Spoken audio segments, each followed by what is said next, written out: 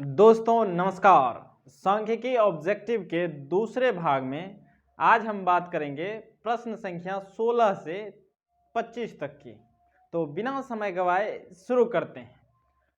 प्रश्न संख्या 16 कहता है कि प्रथम 5 पूर्ण संख्याओं का माध्य होगा। तो यहाँ पर हम माध्य का सबसे पहले सूत्र लिख देते हैं, सभी प्रेक्षणों का योग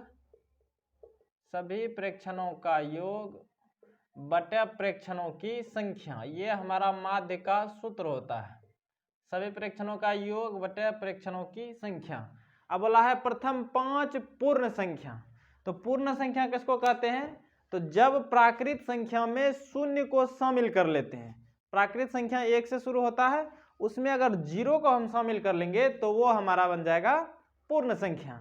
तो पूर्ण संख्या हमारा 0 से शुरू होता है, तो 5 तो लेना है शुरू का। प्रथम 5 पूर्ण संख्या क्या सब होगा? प्रथम 5 पूर्ण संख्या होगा 0 1 2 3 4। 1 2 3 4 5 हो गया। अब इसका बोला है माध्य। तो हम माध्य बताए थे सभी प्रेक्षणों का योग बटे प्रेक्षणों की संख्या। तो जो दिया है इसका योग 2 + 3 + 4 बटे 1 2 3 4 5 है, 5 से भाग। अब 4 3 7 2 9 1 10 जोड़ 0 10 बटे 5। 5 से जाएगा 2 बार में, तो माध्य क्या होगा? 2। Option B. बहुत ही आसान सवाल था। बोला था प्रथम 5 पूर्ण संख्याओं का माध्य निकालिए, आराम से निकाल सकते हैं। ठीक है। प्रश्न संख्या 17, 13 और 19 के बीच समांतर माध्य है। तो हम बताए थे कि समांतर माध्य को माध्य ही कहा जाता है, या उसको औसत भी हम कह सकते हैं। सब का बतवा इक्के है, सब का मतलब इक्के है, तो इसका भी हम निकाल देंगे माध्य। समांतर माध्य कहिए चाहे माध्य कहिए एक ही बात है। तो सभी प्रेक्षणों का योग बटे प्रेक्षणों की संख्या, ये सूत्र है। तो 13 और 19 का योग 2 ठो है, तो 2 से भाग। 19 10 29 3 32 बटे 2, 2 से जाएगा ये 16 बार में। Option B. ठीक है। प्रश्न संख्या 18, अधिक बारंबारता वाले वर्ग को कहते हैं। तो बहुलक वर्ग। पार्ट 1 में हम जब बेसिक इसका बता रहे थे तो उस समय बोले थे कि जिसकी बारंबारता सबसे अधिक हो उसके वर्ग को बहुलक वर्ग कहते हैं। ठीक है। प्रश्न संख्या 19, संचयी बारंबारता वक्र कहलाता है। संचयी बारंबारता वक्र को कहते हैं तोरण। क्या कहते हैं? तोरण। Option A. प्रश्न संख्या 20, किसी असीमित बंटन का माध्य और माध्यिका क्रमशः, क्रमशः का मतलब क्रम से, यानी शुरू वाला मान शुरू का होगा और बाद वाला मान बाद का होगा। तो किसी असीमित बंटन का माध्य और माध्यिका क्रमशः 26.8 और 27.9 है, तो बहुलक। आसान सवाल था। इस तरह का सवाल पार्ट 1 में भी किए थे कि माध्य, माध्यक और बहुलक के बीच क्या संबंध होता है। तो बताए थे कि बहुलक बराबर 3 गुना माध्यक घटा 2 गुना माध्य। बस वही सूत्र रखेंगे, कहानी खत्म। बहुलक बराबर 3 गुना माध्यक घटा 2 गुना माध्य। बहुत आसान सवाल है। 3 गुना माध्यक या माध्यिका क्या होता है, इसका मान दिया है 27.9 घटा 2 गुना माध्य। माध्य का मान दिया है 26.8। अब गुणा करते हैं 3 9 27 के साथ, 3 7 21, 21 2 23 का 3 हासिल 2, 3 दूनी 6 2 8 घटा 2 8 16 6 2 की 12 1 3 3 2 दूनी 4 1 5 1 अंक के बाद दशमलव। अब घटाते हैं, 7 में 6 गया 1, 3 में 3 गया 0, 8 में 5 गया 3, तो 30.1। Option A. आसान सवाल था। प्रश्न संख्या 21, 3 5 4 3 2 3 1 3 का बहुलक। इस तरह का प्रश्न वहां भी किए थे। बहुलक कैसे निकालते हैं? तो जो सबसे अधिक बार आया हो, दिए गए मान में जो सबसे अधिक बार आया है वही बहुलक होता है, या जिसकी बारंबारता सबसे अधिक है।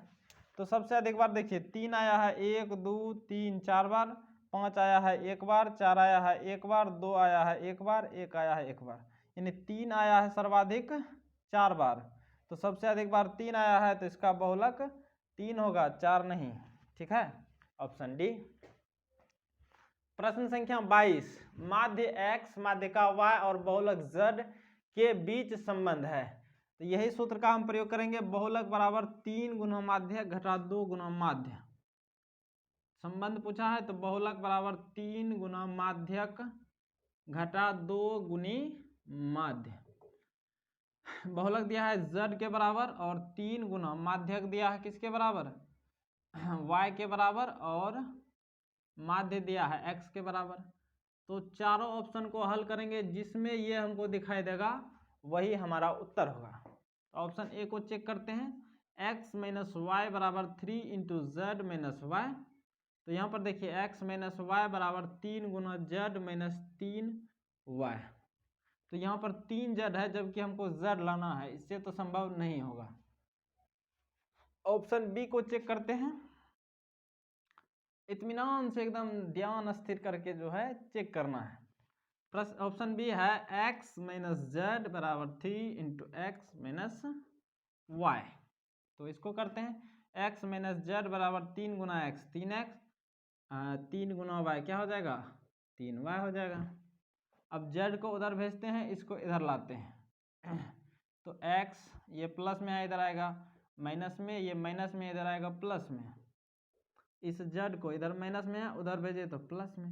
अब 3x में 1x जाएगा तो माइनस 2x होगा, प्लस 3y बराबर z। तो ध्यान से देखिए z तो z आया, 3y की जगह 3y है, माइनस 2x। तो इसको सजा करके लिख सकते हैं z बराबर 3y प्लस माइनस 2x। तो ऑप्शन बी हमारा जो है इसके साथ मैच कर रहा है, तो यही हमारा उत्तर होगा, ऑप्शन बी। बहुत आसान सवाल था। प्रश्न संख्या 23, 8, 7, 12, 15, 10, 9, 11 की माध्यिका होगी। माध्यिका कैसे निकालते हैं, तो जो मान दिया है उसको आरोही या अवरोही क्रम में बदल देना है, और ठीक बीच में जो मान होगा वही माध्यिका होता है। तो इसको आरोही में बदलते हैं। सबसे छोटा इसमें कौन सा है, तो 7, इससे बड़ा 8, फिर 9, फिर 10, फिर 11, फिर 12, फिर 15।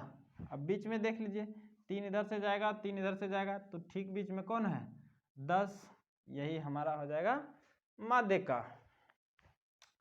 प्रश्न संख्या 24, प्रथम 5 सम प्राकृत संख्याओं का माध्य होगा। प्रथम 5 सम प्राकृत संख्या, यानी सम भी हो और प्राकृत भी हो, तो शुरू का 5 ठो सम संख्या क्या होता है, प्रथम 5 सम प्राकृत संख्या क्या सब होगा, तो 2 से शुरू होता है सम संख्या, और 2 प्राकृत भी है, 2, 4, 6, 8, 10, 12, 3 और 6 हो गया, 10 तक, ये 5 गो हो गया। अब इसका बोला है माध्य, तो माध्य का सूत्र यहाँ पर लिखा हुआ है, सभी प्रेक्षणों का योग बटा प्रेक्षणों की संख्या। तो जो दिया है उसको जोड़ देंगे और जितना है उससे भाग, 3, 2, 5 तो 5 से भाग, 10, 8, 18, 6, 24, 4, 28, 2, 30 बटा 5, 5 से भाग देंगे तो 6 बार में, तो इसका माध्य क्या हो जाएगा 6, ऑप्शन बी। प्रश्न संख्या आखिरी देखते हैं, क्योंकि इसके अलावा इससे एक भी टाइप का प्रश्न नहीं बचता है। हम जो है हर एक टाइप के प्रश्नों को कवर कर लिए हैं, ठीक है। आप बनाइएगा, हर एक साल का हर एक प्रश्न बनेगा आपसे। प्रश्न संख्या आखिरी कहता है x 3, 4, 5 का माध्य अगर 3 है तो x का मान है। तो माध्य हमको दिया हुआ है, इस तरह का प्रश्न हम पार्ट 1 में भी किए थे। माध्य दिया है 3, अब माध्य का सूत्र लगाएंगे, सभी प्रेक्षणों का योग बटे प्रेक्षणों की संख्या। तो जो प्रेक्षण दिया है इसका योग करेंगे, x प्लस 3 प्लस 4 प्लस 5, 4 ठो है तो 4 से भाग बराबर 3, 5, 4, 9, 3, 12 प्लस x, तो x प्लस 12, ये देखिए भाग में है, उधर भेजेंगे गुना में, तो 3 गुना 4 क्या हो जाएगा 12 हो जाएगा। अब x बराबर हो जाएगा 12, ये प्लस में है, उधर गया तो माइनस में, तो 12 घटा 12 क्या होगा 0, ऑप्शन ए, यही x का मान चले आया। ठीक है, तो हमारा ये भी चैप्टर खत्म होता है। उम्मीद करते हैं कि आपको यह सवाल बिल्कुल बेहतर समझ में आया होगा। तो आज के लिए दीजिए मुझे इजाज़त, अपना ख्याल रखें, बड़ों का सम्मान करें। जय हिंद, जय भारत।